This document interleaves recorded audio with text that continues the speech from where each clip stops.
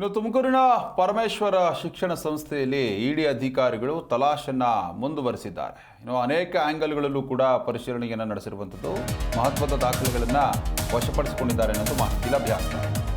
HMS college ಖರೀದಿ ಮಾಡಿದಂತಹ ಪತ್ರವನ್ನು ಇಡಿ ಅಧಿಕಾರಿಗಳು ವಶಪಡಿಸಿಕೊಂಡಿದ್ದಾರಂತೆ.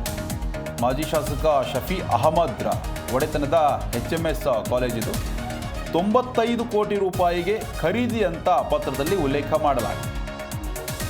ಅಸಲಿಗೆ 140 ಕೋಟಿ ರೂಪಾಯಿಗೆ ಖರೀದಿಯಾಗಿರುವಂತಹ ಶಂಕೆ ವ್ಯಕ್ತವಾಗ್ತಾ ಇದೆ.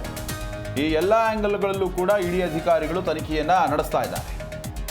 ಜಿ ಪರಮೇಶ್ವರ HMS ಕಾಲೇಜು ಖರೀದಿಗೆ ಕೊಟ್ಟಂತಹ ಹಣವನ್ನು ಗೋಲ್ಡ್ ದಂಧೆಗೆ ವಿನಿಯೋಗ ಮಾಡಿರುವಂತಹ ಆರೋಪ ಶಂಕೆ ವ್ಯಕ್ತವಾಗ್ತಾ ಇದೆ.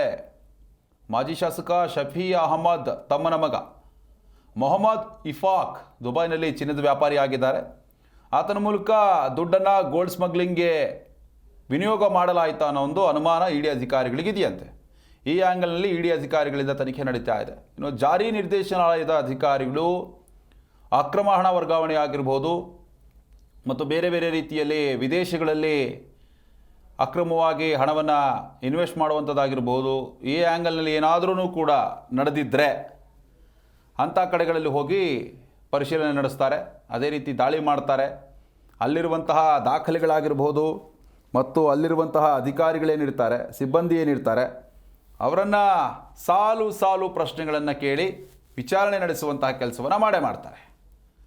ಸದ್ಯಕ್ಕಂತೂ ಇಡಿ ಅಧಿಕಾರಿಗಳು ಏನು ದಾಳಿ ನಡೆಸಿದ್ರಲ್ಲ, ಇದರ ವಿರುದ್ಧವಾಗಿ ಪರಮೇಶ್ವರ್ ಆಗಿರಬಹುದು, ಅದೇ ರೀತಿಯಾಗಿ CM ಆಗಿರ್ಬೋದು ತೀವ್ರ ಅಸಮಾಧಾನವನ್ನು ವ್ಯಕ್ತಪಡಿಸಿದ್ದಾರೆ. ಸದ್ಯಕ್ಕೆ ಹೋಮ್ ಮಿನಿಸ್ಟರ್, ರಾಜ್ಯದ ಗೃಹ ಸಚಿವರ ಒಂದು ಶಿಕ್ಷಣ ಸಂಸ್ಥೆ ಏನಿದೆ ಅದರ ಮೇಲೇ ಇಡಿ ಅಧಿಕಾರಿಗಳು ದಾಳಿ ನಡೆಸಿ ತಲಾಶ್ ನಡೆಸಿರುವಂಥದ್ದು ಚರ್ಚೆಗೂ ಕೂಡ ಕಾರಣ ಆಗಿದೆ.